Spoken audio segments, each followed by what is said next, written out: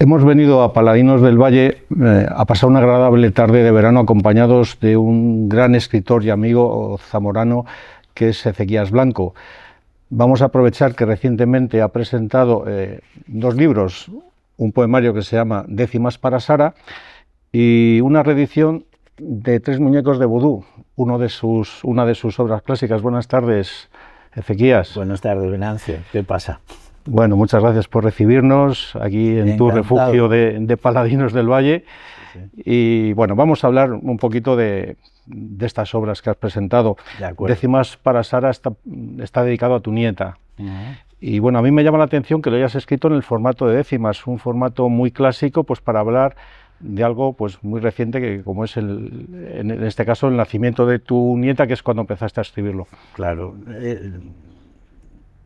Yo empecé lo mismo que hacen los abuelos y los padres tradicionalmente, que es apuntar en un cuaderno, o hacían por lo menos mi abuelo, las anécdotas de sus nietos, que todos aprendemos de lo que viene antes que nosotros. Pues entonces yo empecé con los detalles más importantes que a mí me parecían en ese momento, las anécdotas más importantes de mi nieta Sara, que es la mayor, pues escribirle algo, y elegí la décima para hacer una reivindicación de la décima, porque en España se ha perdido prácticamente esa tradición, mientras que en Hispanoamérica está muy viva y recibe muy diferentes nombres según el país del que hablemos. Por ejemplo, en México se llama jorocho, canto de mejorana en Panamá, se llama también galerón en Venezuela, etcétera, etcétera. Milonga en Argentina y Uruguay, y todos piensan que la décima la inventaron ellos,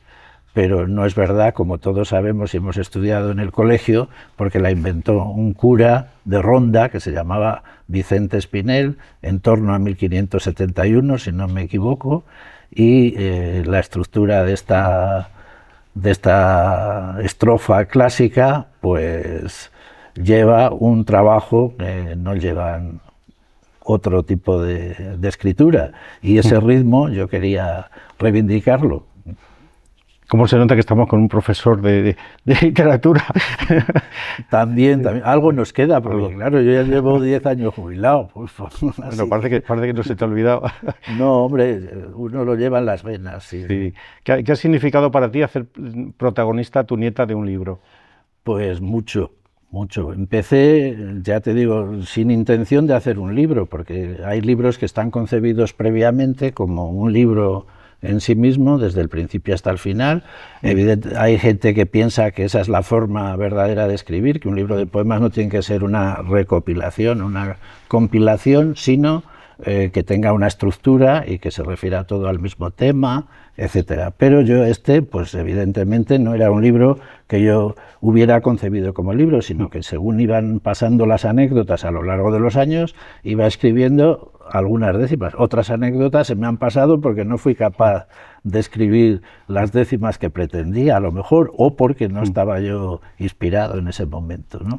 Sí, Sara tiene ahora 11 años, creo, ¿no? 11 años, sí. ¿Te ha transmitido ya su experiencia como protagonista, como decíamos, del libro? Bueno, está encantada, está encantadísima. Me ha dicho, prácticamente como todos los niños ahora, no les gusta mucho la lectura. Hay algunos que son excepciones siempre también. A ella no le gusta mucho y me dijo el otro día, me lo he leído por lo menos 1000 veces.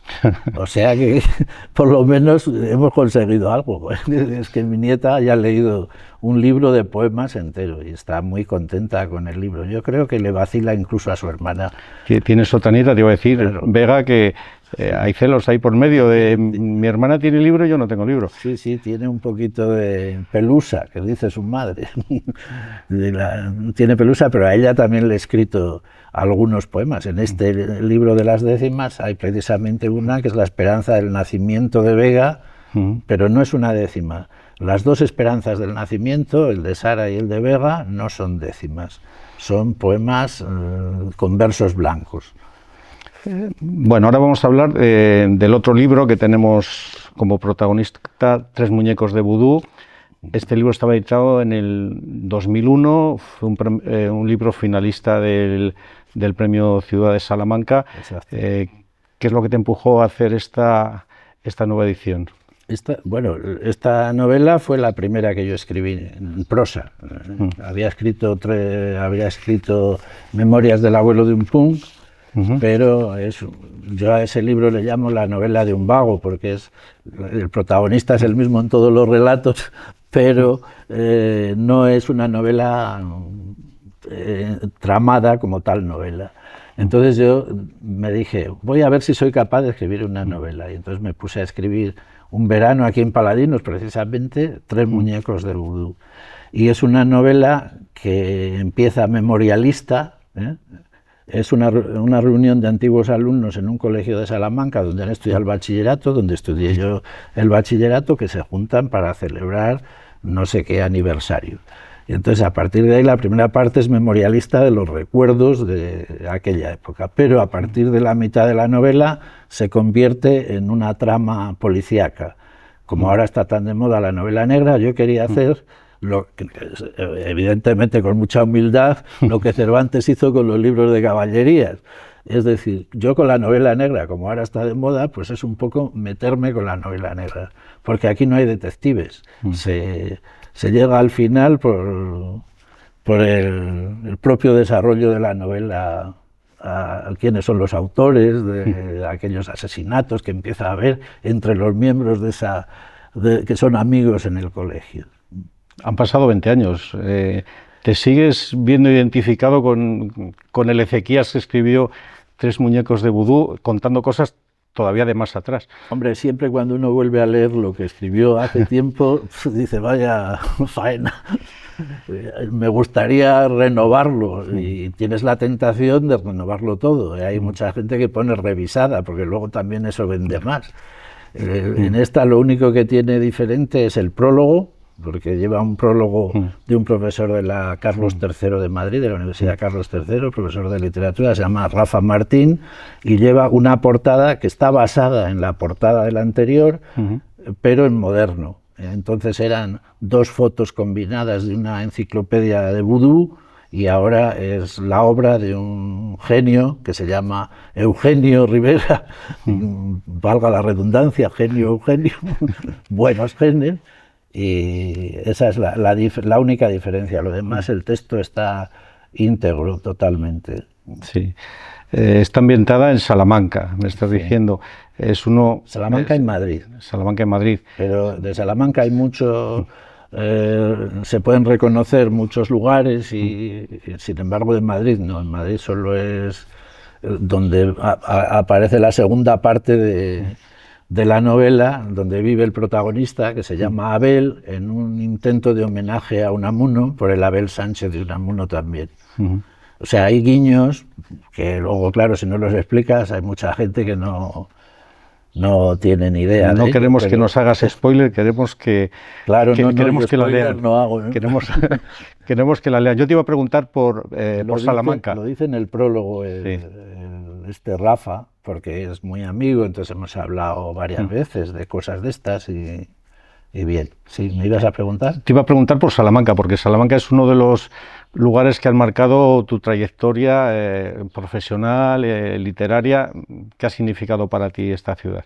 Claro, si uno es de donde hace el bachillerato, yo soy de Salamanca, porque estudié el bachillerato, que dicen por ahí, en Salamanca. De hecho, la considero mi ciudad, aunque cada vez más distante, porque voy menos a Salamanca de lo que iba anteriormente. Entonces, para mí, Salamanca es la ciudad ideal, vamos, no sé cómo decirlo. Ha cambiado mucho desde que tú la conociste, para bien o para mal. Ha cambiado como todas las ciudades. Yo estudié en los tiempos en blanco y negro, como se dice también en los medios de comunicación, y ahora se ha vuelto todo en color, ¿no? Esa sería la diferencia fundamental. Luego conservo amigos todavía de la época de la carrera, aunque las celebraciones oficiales y eso no me gustan, porque ahora se han cumplido 50 años. Yo terminé la carrera en 1975. Se han cumplido 50 años hace poco, y ha habido grandes fastos en la Universidad de Salamanca con esos antiguos alumnos. Pero para escribirte ya te cobran, para ser un alumni, que se llama en latín la asociación que organiza estos eventos. Otro de los lugares que ha marcado, y bueno, donde vives ahora, creo es en Getafe.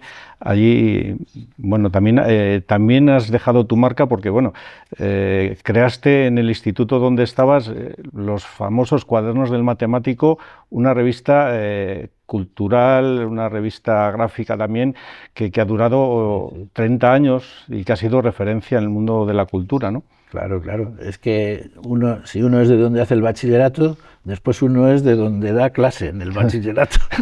Eso lo acabo de inventar, se me acaba de ocurrir. Entonces, claro, yo empecé a dar clase en Cáceres, luego estuve en Valencia, después estuve en Villacañas, después en Ocaña antes y después en Villacañas, y llegué a Getafe, exhausto ya, de escalar la península.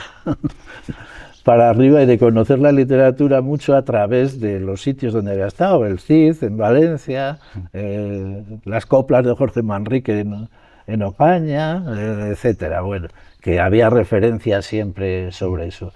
Y entonces cuando llegué a Getafe, mi aspiración era volver a Salamanca o cerca de Salamanca. Pero para poder llegar tendrían que pasar 10 años, porque la herida de los puntos era pequeña en ese momento, ahora es mucho más grande. Y entonces llegó un momento en que dije, pues hago patria de Getafe también, a través de la revista, poco a poco, de las amistades que vas haciendo, porque yo cuando llegué no conocía a nadie. Sin embargo, ahora me conoce casi la misma gente que al alcalde, que a la alcaldesa, porque he hecho mucha vida en los sitios donde he trabajado siempre. Nunca he ido a vivir a otro lugar, siempre he vivido en el sitio donde he trabajado, porque me gusta estar con la gente, y hay gente extraordinaria en todos los lugares. Así que Getafe es mi segunda ciudad, después de Salamanca. Ahora la primera, claro, porque vivimos allí. ¿Por qué Cuadernos del Matemático para una revista de literatura? Te lo habrán preguntado 50 veces. Sí, muchas veces. El instituto donde yo ejercía se llamaba Matemático Puig Adán, que fue un matemático muy reputado y muy importante de la sociedad española, que tenía libro de texto en muchos institutos de bachillerato, antes de mi generación, por decirlo así. Y entonces, jugando con el nombre del instituto, Cuadernos del Matemático, pero en plan simbolista, claro, ¿no? La poesía es choque de cosas palabras que no se han unido nunca, se unen en un momento determinado y cobran otros significados. Entonces, la idea fue esa, Cuadernos del Matemático. También porque al principio lo que queríamos hacer, como teóricamente, que luego la práctica y la teoría nunca coinciden, pero tienes que tener teoría para que exista práctica, ¿no? Entonces, queríamos aunar, que fuera una revista renacentista, que fuera de todos los conocimientos, no solo de literatura, de poesía, sino también de física, de matemáticas. De hecho, en los primeros números hay artículos científicos, pero poco a poco, cuando le pedías a algún científico un trabajo, te mandaba una poesía, un poema o un relato, porque bueno, sobre sus temas no le interesaba eso, y se iba convirtiendo más. Ella misma, en su evolución, se fue convirtiendo en lo que fue. Y solo 30 años, ¿no? Porque las revistas de vanguardia, todo el mundo dice que tienen que durar como máximo 2, 3 números, 5 números. Pues a mí me lo dijo un día una persona, bueno, esta revista durará 3 números. Y dije yo, bueno, pues por mi... esto que va a durar un poquito más. Y 30 años. Y ya los 30 años lo dejé porque ya me parecía que han pasado 2 generaciones. Las generaciones cambian cada 15 años, según ponen los libros de texto. Entonces yo las 2 generaciones esas las he conocido, pero después ya estoy perdido. Ya los youtubers, esto pues ahí ya no controlo. Entonces me parece que que era normal que ya desapareciera la revista en lo más alto también, como Zidane dejó al Real Madrid. Te iba a preguntar que si te dolió cerrarla, pero veo que fue una situación sobrevenida y premeditada totalmente, entonces les dolió más, cerraste el ciclo y terminó ahí, ¿no? Les dolió más a los que colaboraban conmigo por cuando se lo dije, pero yo les dije, vamos, si queréis continuar vosotros, yo estoy dispuesto a ayudaros, pero ahora ya, pues a mí me parece que se ha cumplido el ciclo. Y además hubo algún otro detalle que influyó, por ejemplo, que la administración dijo que si seguía el instituto apoyando a la revista, que ponía 3.000 euros al año, me parece que eran, que si seguía ayudando, que no le aprobaban los presupuestos. Y yo ya estaba jubilado, entonces yo pensé dejarlo cuando me jubilara, pero la dirección del instituto me dijo que querían que continuara, entonces yo continué hasta que llegó un momento en que luego vino la frialdad de la administración y dijo: no os apruebo los presupuestos si apoyáis esto, porque esto está fuera de la ley, ¿no? Y claro, yo que soy de grupos de rock de estos, pues fuera de la ley, sí. De los cigarros, dicho sea entre paréntesis, los cigarros tienen una canción que se llama Fuera de la Ley, que está muy bien.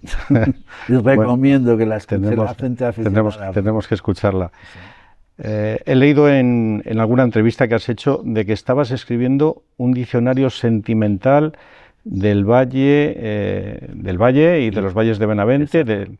Sentimental y lígrimo. Lígrimo, que significa autóctono.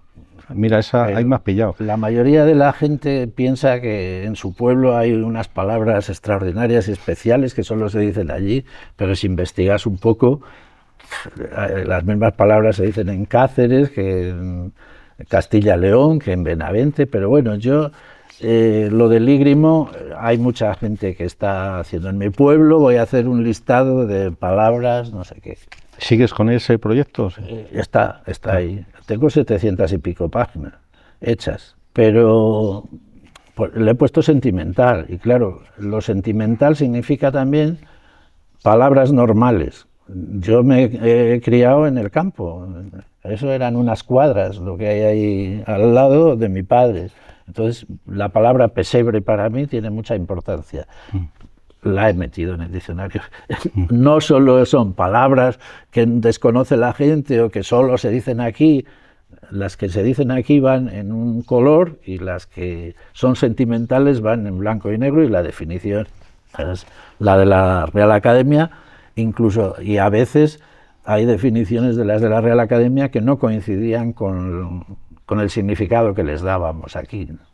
Entonces es un trabajo así que es ecléctico, no es puro, no es purista. ¿Cuándo va a ver la luz? No lo sé. No tienes prisa, vamos. No lo sé porque he perdido el hilo en varias ocasiones y ahora ya no sé por qué letra voy. Después de haber ido 20 veces a repasar, porque he consultado todo el diccionario, todas las palabras, para ir... Y entonces me parece que iba por la R o por la S. Y ahí no sé qué pasó, que escribiría décima para Sara u otra cosa, y entonces ya me fui despistando del asunto. Sí. En tus libros manejas mucho la ironía y sobre todo el humor. ¿Qué pretendes? ¿Que el lector, a través de tus libros, no sé, los lectores nos demos cuenta de que hay que tomarse la vida un poco a risa? Por supuesto. Decían los existencialistas que si la vida es una gilipollez, tomársela en serio es la mayor gilipollez. Por lo tanto, hay que meterle ironía y hay que meterle... La ironía no se metía... Bueno, en el barroco sí, ¿no? En Quevedo, Góngora, había ironía y mala hostia, a veces, mala leche. Pero después, la ironía, en poesía, por ejemplo, un manejador de la misma... buenísimo es Ángel González, ¿no? El poeta Ángel González, el asturiano, que es buenísimo. Y luego de esa rama de Ángel González es de la que mamamos muchos y metemos la ironía también en la poesía, no solo en la prosa, sino también en la poesía. Porque en la prosa sí que ha habido mucho más humor y más ironía, ¿no? Con Jardiel Poncela, Venceslao Fernández Flores, yo qué sé... etcétera, etcétera. Que no se note que soy profesor. Te iba a preguntar, recientemente has estado en la Feria del Libro de Madrid, que ya has estado más veces presentando tus libros. ¿Cómo es la experiencia de firmar libros en la Feria de Madrid? Cuéntanos alguna anécdota y también, mira, me gustaría saber ¿cuál es la dedicatoria más surrealista que te ha tocado hacer? Qué difícil pregunta esta, sí. Me alegro de que me hagas esta pregunta.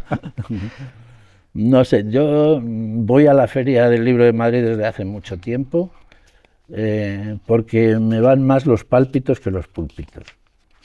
No me gustan las presentaciones de libros, si puedo escaquearme, me escaqueo. De hecho, Tres muñecos de vudú no se ha presentado oficialmente en un salón con público, ¿no?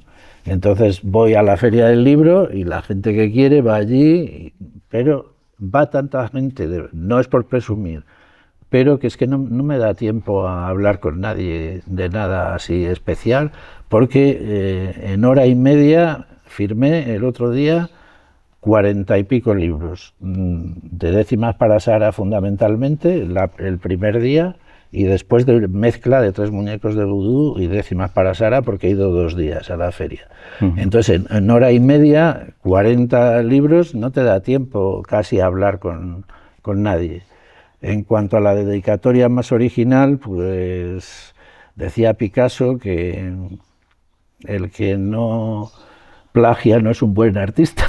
Entonces yo a veces me llevo un listado de dedicatorias que saco de internet y les voy dando diferentes formas a veces, y otras veces pues no, pues dependiendo de la relación que tienes con las personas que hay, pero no me acuerdo así especialmente de ninguna. Ayer dediqué uno pues, a la chica más guapa de Pobladura del Valle y de Sestao, porque vive en Sestao, cosas así, no sé qué. Y que sigas así de buena gente y te quiero y cosas así, normales, ¿no? Mira, te voy a poner un brete, te voy a pedir, para conocer un poco a ver cuáles son tus gustos. Imagínate que tienes una comida o una tertulia y puedes elegir, bueno, los contertulios, que serían 3 escritores o 3 narradores que ya no existan y otros 3 actuales. ¿Con quién te reunirías? Bueno, 3 que no existan. El año pasado en Dulces Ruinas, en el festival músico Hablaremos de la San Román del Hablaremos Valle, de la hora. le hicimos un homenaje a Aníbal Núñez, porque escribió un poema al convento de San Román y estuvo conmigo aquí en Paladinos, por estos sitios, y con Pilar, una chica de Villabrázaro que estudiaba en Salamanca también. Este año se lo vamos a dedicar a Ángel Guinda, que es un poeta de Zaragoza, que también fue muy amigo mío y que me hizo, por ejemplo, un prologuillo para uno de mis libros, que se titula Tienes una cabeza apuntando a tu pistola. Sí, el prologuillo ese es de Ángel Guinda. Entonces este año se me ha ocurrido el otro día, coño, podríamos hacerle un homenaje, que el homenaje va a ser simplemente si se lee un poema o se le cita como... Tampoco es que vamos a leer poemas suyos por todos los lados, pero sentimentalmente sí, esos 2 entrarían dentro. Pero tengo mucha gente conocida a la que aprecio, Francisco Caro, Rafael Soler, pero estas son no quieres gente dejar que a no ninguno conoce. fuera. O sea, harías como una boda. Claro, yo haría, pues eso, cuando presento el libro, pues va mucha gente, entonces... Sí. ¿Qué obra de Tengo la desgracia de que me quiera mucho la gente. Yo hago todo lo posible para que sea lo contrario. Por algo será, hombre, es que seguro que te dejas querer. Yo digo que debo de dar mucha pena, porque con ironía, claro. Sí. De toda tu obra... Y de los actuales... Bueno, los he citado a la vez, ¿no? Porque sí, has hecho ahí estos están vivos, los últimos sí, que pero bueno, ya hemos visto por dónde van. Cristóbal López La Manzanera, Matías Muñoz, que va a presentar, pues es un íntimo amigo también. Sí, una boda. Una boda. Y va a ser una boda también este año. Ya, sí. Ahora me acaba de poner un WhatsApp el hijo de Rafael Morales, el gran poeta Rafael Morales, que viene al festival, al convento. Digo, bueno... Entonces, ahora nos lo cuentas. Te iba a preguntar, de toda tu obra, ¿de cuál te sientes más satisfecho y cuál es la que ha tenido más aceptación con el público? Bueno, en poesía yo diría que En medio del desierto. Y sin despreciar Décimas para Sara, claro, porque es el último. Entonces el último parece siempre que es lo más, ¿no? En medio del desierto, pero está agotado. También me han propuesto 2 editoriales reeditarlo para el año que viene. No sé si aceptaré o no, depende de cómo se me abran las carnes uno de los días. Y en prosa, pues el más... Este ha sido Memorias del abuelo de un punk, Memorias del abuelo de un punky, que empieza precisamente en la bodega del convento de San Román, que viene el profe de literatura con un alumno que le enseña la bodega donde los frailes tenían ahí, donde desde el cielo le llegan al nieto los relatos de su abuelo que escribe en el cielo, y Memorias del abuelo de un punky, ya te digo, sería de este libro se hicieron. Bueno, no hemos hablado de lo del premio de Salamanca, casi nada. Se publicó en 1980, fue finalista en 1980 y fue publicado en 1981 por una editorial que se llama Del Oeste Ediciones, pero el editor murió muy joven. Ángel Campos Pámpano, que es un poeta extraordinario, que hizo una revista hispano-portuguesa muy buena también, pero tuvo esa desgracia de morirse muy joven, entonces desapareció la editorial. Si no, a lo mejor yo seguía editando con ellos, porque había una relación de amistad. Entonces, también, es verdad, a mí me han dicho que quedó el segundo. Yo no conocía a nadie del jurado, porque ya sabes tú que estas cosas son...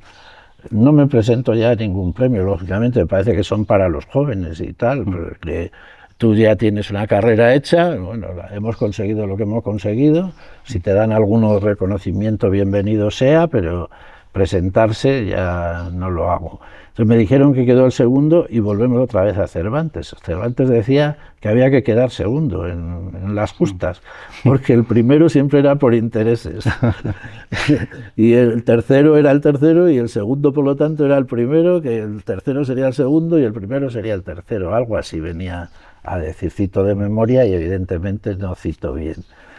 Bien, esta obra, Tres muñecos de vudú, pues tuvo mucha aceptación, pero yo sinceramente pienso también que no soy Cervantes, evidentemente, ni ningún otro gran novelista que haya habido en España, ¿no? Pero vayamos por la línea de Eduardo Mendoza, por ahí más o menos. Bueno, no eres vanidoso.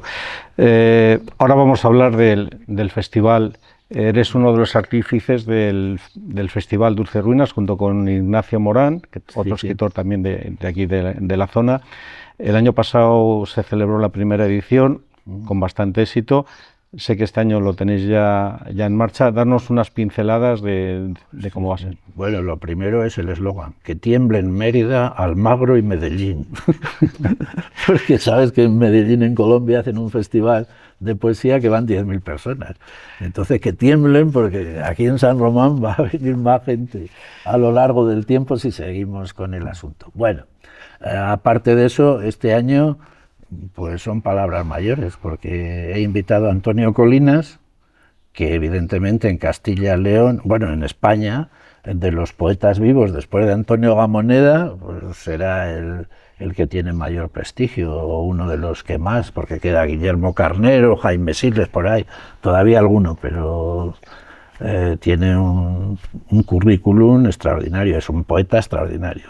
Viene María Ángeles Pérez López, que es la profesora titular de literatura hispanoamericana de la Universidad de Salamanca. Y esta chica está viajando constantemente al otro lado. Ahora está en Tegucigalpa, en un festival de poesía. Y de Tegucigalpa a San Román del Valle va a venir. Luego viene Ramiro Mayo, porque yo quiero también que todo tenga incardinación cerca de donde estamos. Es de Villabrázaro, nació en Benavente porque en esa época ya se iba al hospital a nacer, pero él se siente de Villabrázaro, estudió en Valladolid y no tiene mucha obra, pero escribe muy bien y tiene varios libros publicados, ¿no? Uno se llama Heridas, el que yo recuerde, pero ese es de relatos. Poemas sueltos se ha publicado en muchos sitios. Y luego yo voy a intervenir leyendo un poema al convento de San Román solo. Y además luego en la música viene Jesús Aizduedo, que para mí es uno de los mejores guitarristas de guitarra clásica española. Que todo por amistad, por cariño y el año pasado no me atreví a decírselo a Jesús porque era el primer año. Entonces vamos a ver cómo va esto. Y sin embargo, pues este año ya me he atrevido y él está encantado de venir. Tendremos la casa repleta, no cabe nadie más. ¿Qué día va a ser? El día 16 de agosto a las 20 horas, a las 8. Allí estaremos dándolo todo. Como se suele decir, en un marco incomparable, con una puesta de sol increíble, si sale como el año pasado. La puesta de sol es gratuita. Es gratis. Es gratis, no se cobra. Bueno, la entrada evidentemente tampoco. Hay piedras para sentarse todo el mundo. Aparte de 150 sillas que quedaron pequeñas el año pasado. Quedan las ruinas a disposición. Claro, pues, sí, y no sé, creo que del festival. Bueno, luego la presentación la va a hacer Matías Muñoz, que es un poeta de Toledo. Y bueno, es mi amigo íntimo, el que me saca de mis obligaciones para estar delante del público, que no me agrada mucho. Entonces, él está dispuesto siempre. Y leerá un poema de Ángel Guinda, que ya te he dicho que era un homenaje a Ángel Guinda antes, pues homenajearemos a Ángel Guinda. Muy bien, pues muchas gracias, Ezequías, por recibirnos. Se está aquí fantástico. ¿Echas algo de menos estando aquí? Porque yo creo que aquí se está muy bien, ¿eh? Bueno, gracias a vosotros, lo primero, para que no se me olvide, porque no se me olvida, pero hay una definición de joven que a mí me gusta, que dice, ser joven significa no querer estar donde se está. Entonces yo aquí estoy muy a gusto, pero cuando llevo ya un tiempo ya no quiero irme, y cuando estoy en el otro lado quiero venir. Y además vengo con mucha frecuencia porque mi madre vive todavía, está en una residencia en La Bañeza, y venimos, somos 3 hermanos, cada uno un fin de semana a verla durante el año. Y ahora en el verano pues vamos cada segundo día o a verlas. A lo mejor esa inquietud es la fórmula de la eterna juventud, ¿no? Pues yo creo que no va a existir eso. Creo que no va a existir. Hay muchas definiciones también para conseguir la juventud, la felicidad, pero yo como Bob Dylan eso no entra dentro de mis prioridades. Pues lo dicho, muchas gracias, Ezequías, y nos vemos en las Dulces Ruinas en agosto. Sí, señor, ahí nos veremos. Muchas gracias, Venancio. Muchas gracias. Y los técnicos. Está bien. Y Carmen. Poli, de un delincuente, esta es la historia de un amor inocente. No te lo tomes como una broma cuando tu chica tiene una borra de